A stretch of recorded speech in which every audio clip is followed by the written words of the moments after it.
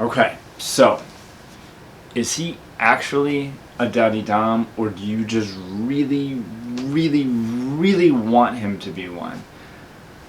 I think this is a tough topic. I don't watch any like Daddy Little Girl or BDSM kind of YouTube content or anything.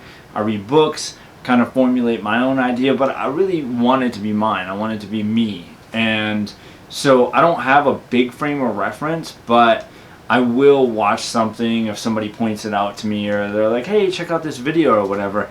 So I don't see a lot of daddy channels.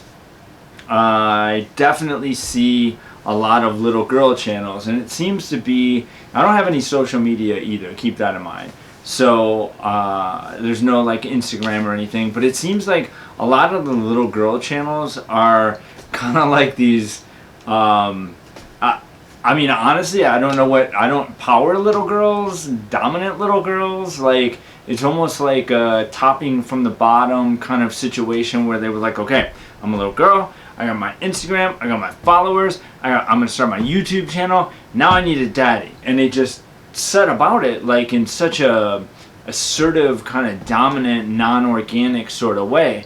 And so I've seen a bunch of little girl channels. There's one in particular that I'm like, that's not, she is the dominant one in a relationship. That is not her daddy. Like, that is not, he's not a daddy. Like, it's crazy to me that it's like nobody comments on it, and it's like, what the fuck? This isn't what daddy little girl dynamics look like. This is just a bunch of age play bullshit. Like, yeah, it's cool, fuck it, play with your dolls, do dress up. If you're in an actual BDSM relationship, man, I don't know. You know, if my little girl had a channel, and you know, I would get in videos, but I don't know how I would feel about some of the more intimate aspects of the relationship. Like, I don't know. So I see a lot of these channels where it's just a little girl that's pretty assertive and really, really wants her guy to be a daddy, and she pretty much tells a vanilla guy how to be a daddy and calls it good enough. Now, in fairness, I have done this myself. I've talked about this in other videos where I have gotten into a relationship with a vanilla girl, and I kind of have this idea in my mind, probably from a skewed frame of reference of being a daddy, that all girls want a daddy, or all girls want a more assertive, direct, communicating kind of male presence. And that's most certainly not true. And so I've gotten in relationships. There was a time in my life where I thought that there was probably a good amount of little girls out there that just didn't realize that this is the dynamic that they wanted. So they were sort of vanilla girls that just hadn't been exposed to the dynamic, and if they were, they would be little girls and they would really want the dynamic. And that's not true, not at all. So I've been there myself, and I'm guessing there's a lot of little girls where it gets frustrating. You find a guy, he loves being called daddy, he probably loves being called daddy in the bedroom, and so you're like, all right, I'm going to go for this, and you're not getting what you want. He's not behaving like a daddy. He's not providing the structure or the security. He's not asking the right questions. He's not giving you the things that you need to make it an exchange. And so you're the one that's putting in the work. You're the one that's like, well, do you want me to do this? Do you want me to check in? Do you want me to call you before bed? I'll check in when I get here. I'll check. And so you're saying what you'll do instead of him telling you what to do. And or even going so far as to tell him what to read, or sending him articles or links or YouTube videos, or, you know, saying, do this, be like this, act like this. But it's really just a lot of topping from the bottom, and it's not sustainable. It's probably not good for you. It's most certainly not good for him, because he's well aware that he's deficient and he's not living up to your expectation of a daddy. So I'm going to quickly just say this to sort of sum it up, because I don't think this video needs to be super long. If you're wondering if somebody's a daddy, if you're questioning it, if you're like, I wonder if this guy, if you're thinking to yourself, you need to come to the realization that I had to come to. I needed to find a girl that was a little girl, knew she was a little girl, knew this was the exchange she needed, and then negotiate how that works. That's essentially what needs to happen. That's what you need to do. You need to find somebody that is a daddy, not somebody who you think might be or shows some tendencies or is a little dominant in some areas or is dominant in the bedroom but not like in the other areas that you need, because that's not sustainable. This dynamic isn't just a sex thing. In fact, I would argue that that is a secondary thing. It's definitely more of a day-to-day lifestyle, relationship style, emotional connection. It's a completely different bond. It's definitely not just a sexual thing. It's pretty easy to find a daddy or to be in a daddy little girl dynamic if all you're looking for is that sexual component. But again, I don't know why I just used quotes. I don't think I really needed them for that part. But so a daddy has to be a daddy, and a daddy will, it's funny, the things that are different in a vanilla relationship versus a dom sub dynamic, like shit testing. I would advocate for shit testing. If you go out on a first date with a guy, fucking shit test him.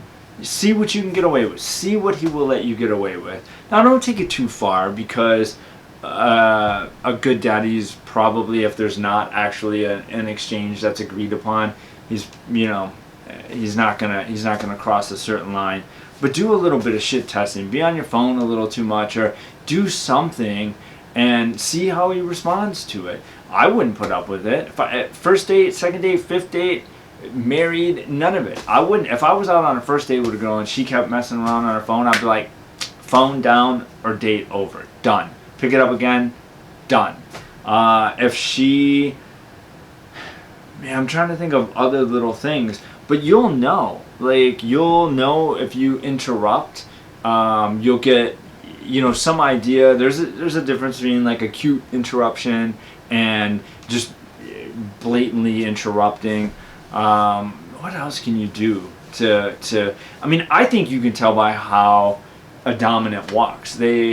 How they carry themselves. Are they square-shouldered? Do they walk with intention? Are they focused? Are they keeping you are they staying on the curb side or the traffic side, keeping you on the inside? Are they protective of you? Are they possessive of you? What's their body language like? Are they, constantly like this? Are they slouched over? Are they kind of timid? Or do they have a presence about them? And other things, follow up.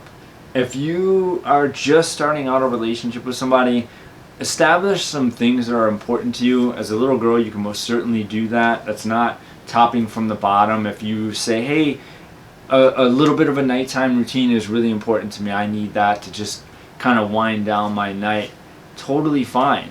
Now, see if they stick to what they say. If they say they're going to call at a specific time, do they call at that time?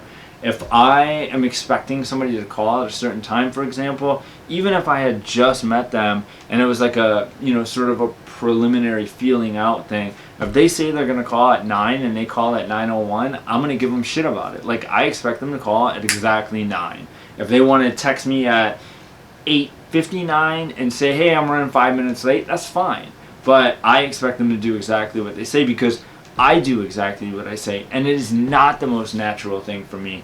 It is natural for me to want a dynamic that feels connected and to have that structure and security and to know that my partner can depend on me. That's what is important to me. But I, as a general rule, am constantly running late.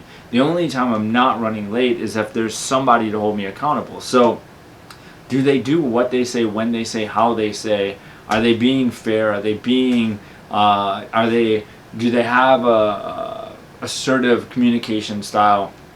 If there's a problem, are they addressing it?